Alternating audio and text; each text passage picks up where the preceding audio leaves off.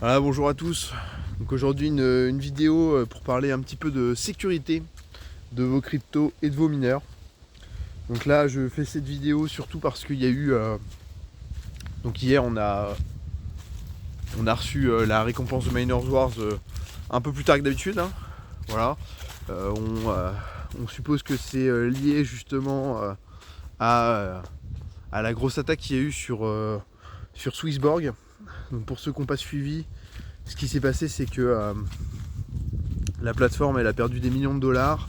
En gros, il y a eu donc il y aurait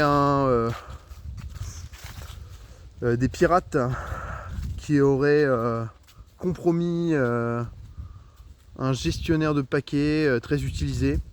Bon, je rentre pas dans les détails, hein, je m'y connais pas trop. Et en gros, qu'est-ce qui s'est passé? C'est que ce code est capable de remplacer l'adresse du destinataire par la sienne en surveillant les transactions. Il intercepte. Donc en gros, ce qui se passe, c'est que le hack, c'est que il y a des transactions qui étaient interceptées et qu'en gros, avant que ce soit signé, que la transaction soit signée, par exemple, votre adresse est remplacée par du coup une autre adresse.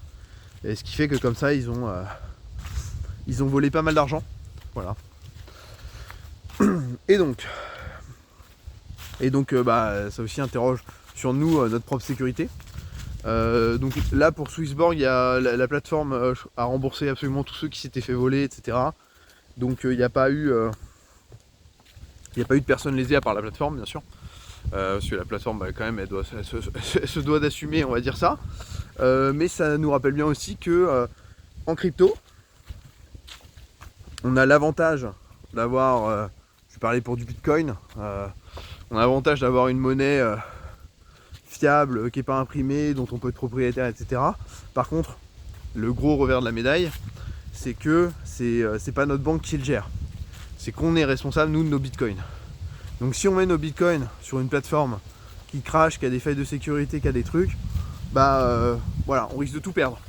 Et après, voilà, donc si la plateforme veut bien nous rembourser, etc., tant mieux.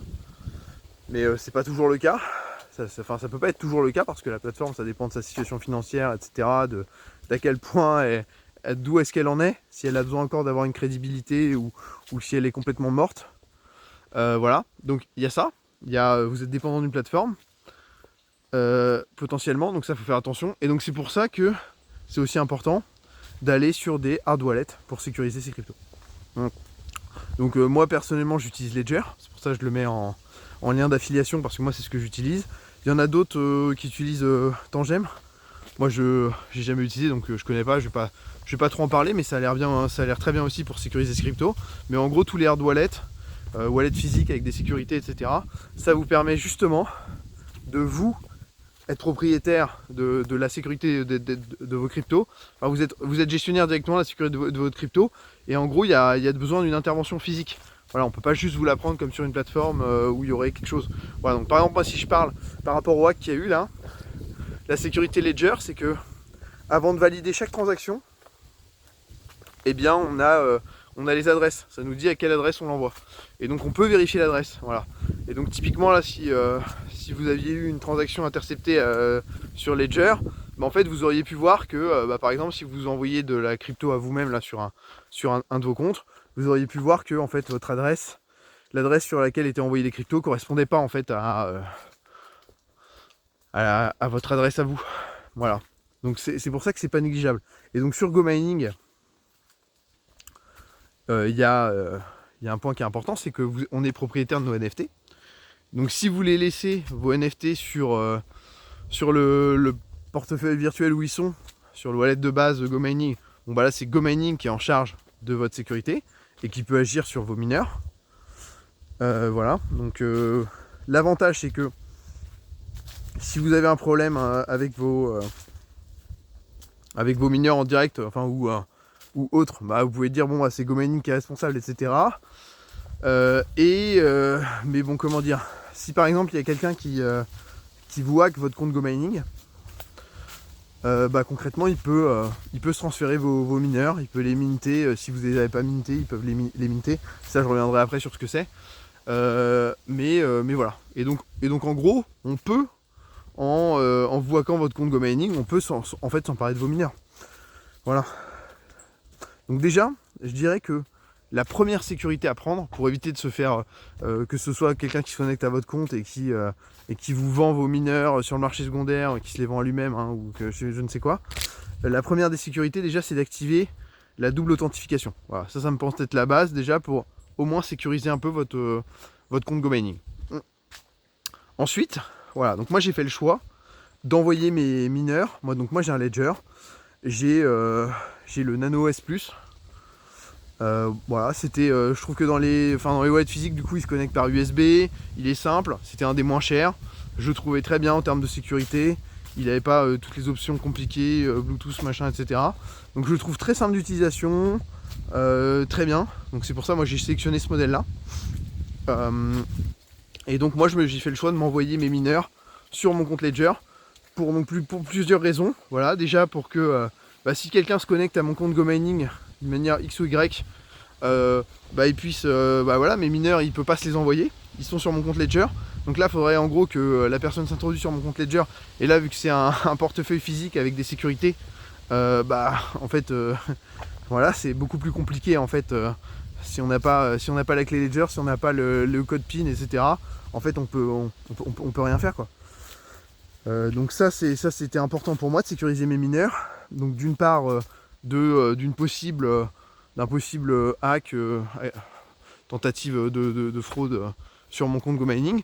Et puis aussi ça les protège de GoMining. Donc si je sais pas, à l'intérieur de GoMining il y a quelqu'un de mal intentionné ou quoi, etc. ou je ne sais quoi, hein, si la plateforme en gros a une défaillance en interne, et du coup mes mineurs en gros c'est sous leur responsabilité. Voilà, et donc moi je préfère prendre moi la responsabilité de mes mineurs sur un portefeuille physique que de les laisser chez GoMining.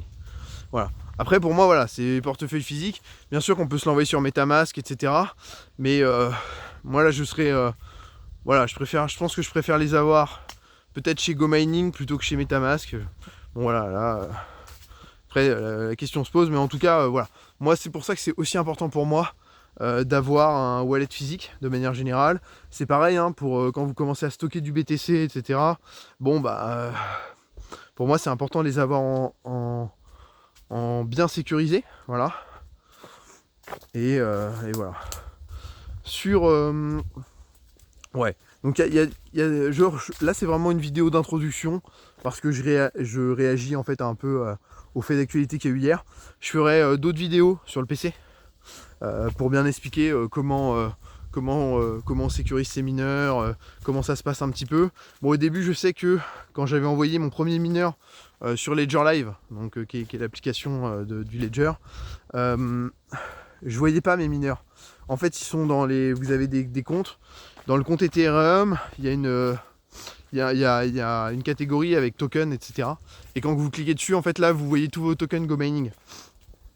Mais c'est vrai qu'au début, moi, je l'ai cherché parce que vous verrez, il y a des tokens, ils sont sur BEP20, la chaîne de BNB.